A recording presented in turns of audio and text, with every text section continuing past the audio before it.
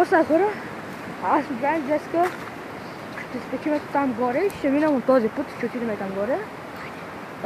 И при мен е Денис. И след малко ще се видим там горе. И ето ни отново. Вече сме ето тук на половината път. Ще минем през гората. Ще се поемем пак на пътя.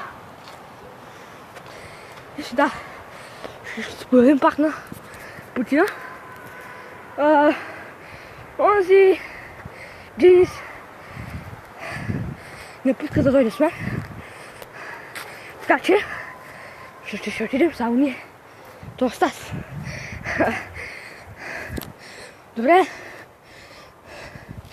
Ще се видим вече като влезем напълно в гората. Ето, че вече сме напълно в гората.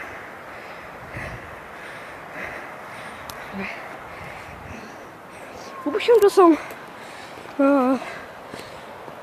стана малко на чист въздух, гледам на природата, горите. Да, това е нещо село. Там кое нещо има.